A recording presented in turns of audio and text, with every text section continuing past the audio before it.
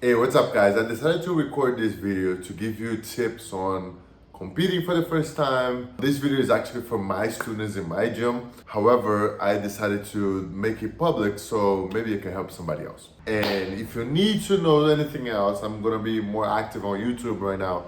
So if you need to know anything else, or if you have any other questions, please let me know and I'll be happy to answer if I know how to answer. The first thing I wanna say is that register for tournaments as soon as you feel that you want to do tournaments one day, right? Some people, they sign up for jiu-jitsu and they know, okay, I'll never compete.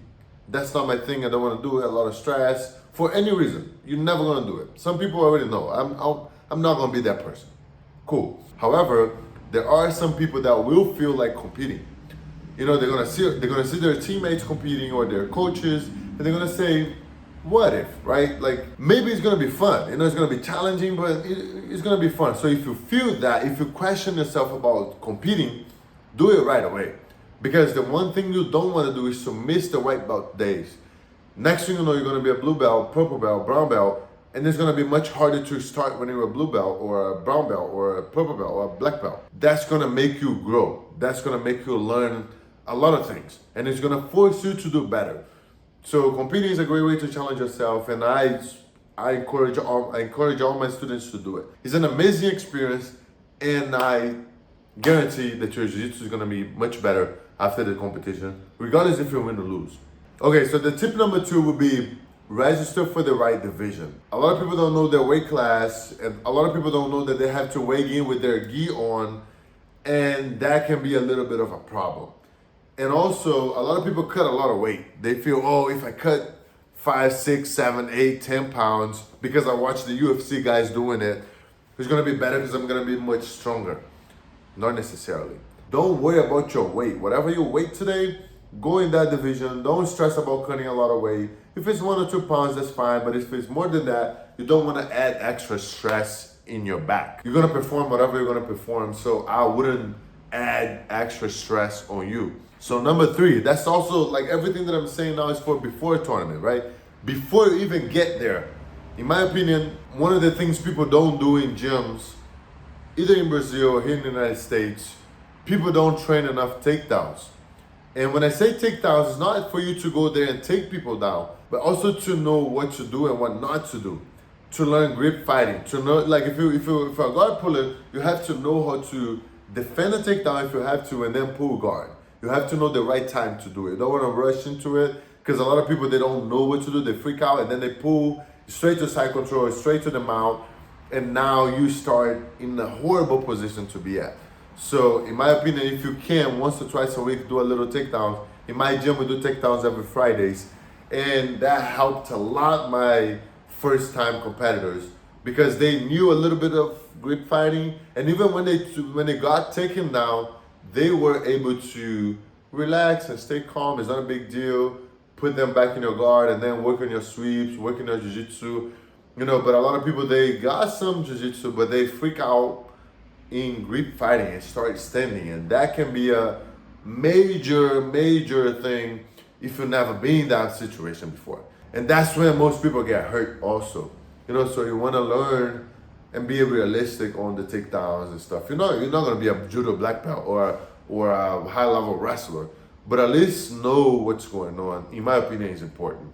All right, so another thing that people don't think about, and to be honest, a lot of high level blue, purple, I used to make this mistake as a purple belt winning worlds. I was bad at this. Here's what happens. You get to the gym, you do the drill, you do the warm-ups, and then you do the drills, and then you roll, right? So that whole process takes what? Maybe 30 minutes, 35 minutes.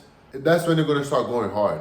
But then you get to the tournament, you see the warm-up area, you put your headphones on, and then you start jumping, and then you go and fight. But you didn't activate your muscles, you know, your calves, your glutes, your legs, your abs. That can be a reason for you to do a bad first match. A lot of people, even high-level people, they say, oh, my first match always suck. Maybe most of the times it's because you don't warm up correctly.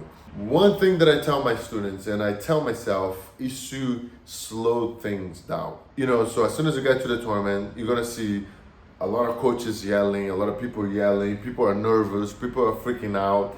In tournaments, 90% of the people that are there, they're just there to lose. You know, they don't know what they're doing, they're not confident enough, they don't know anything, so they are there to lose. And then I tell myself, okay, you're not one of these people. You know what you're doing. Even if you lose, that doesn't matter. You're not gonna freak out. You know, you're gonna make smart decisions. And then if somebody beats you, it's because they're better than you, not because you beat yourself. There's gonna be a time where you're gonna beat yourself up because you freaked out here. They were not stronger than you, they were not better than you, but you just freaked out, and that's normal. One thing that can help you a lot is to just slow things down. You're gonna start, the first 30 seconds are gonna be tough, you know, so you're gonna shake hands, you're gonna go, you're gonna take somebody down, they're gonna take you down, whatever. And then as soon as you stop for a second, and that moment's gonna come in. It may take 30 seconds, 45 seconds, a minute. Eventually you're gonna stop. And then when you stop, it's time for you to take a deep breath. So now that's the time for you to be aware. And see the time, you have to check out the time, you have to check on your coaches, see where they are. And then from there, think about the next smart decision you can take. You know, okay, maybe I should be grabbing the lapel. Maybe I should pushing the pants down. You know, so all these little things are gonna help you to slow things down, and then you're gonna see opportunities. You can only create opportunities if you open for the opportunities.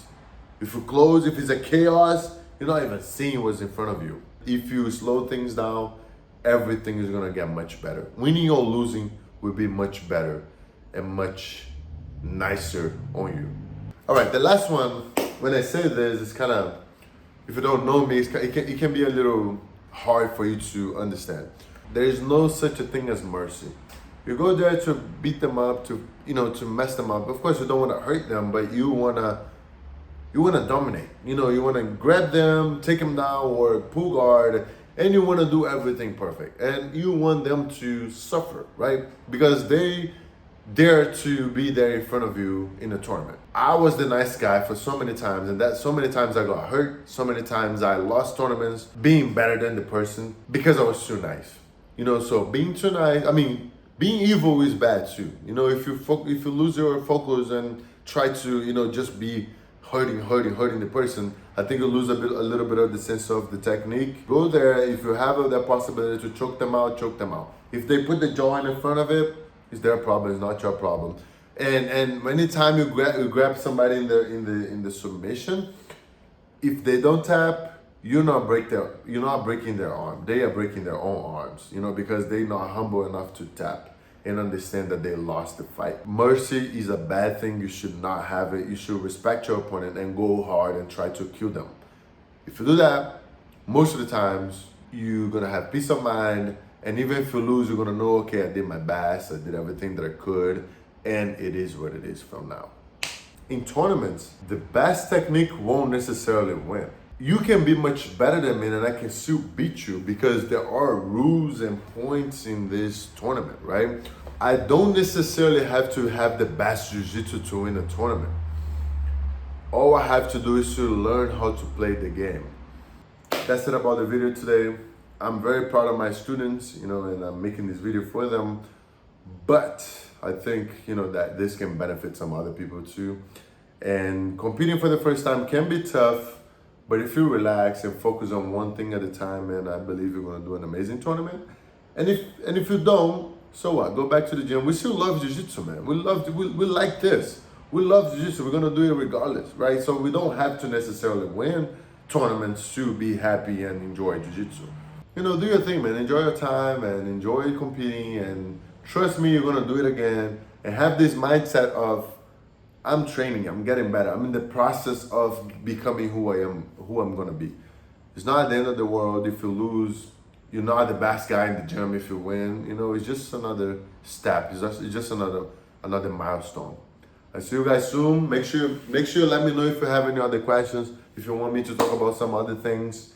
And I see you on the next video. Peace.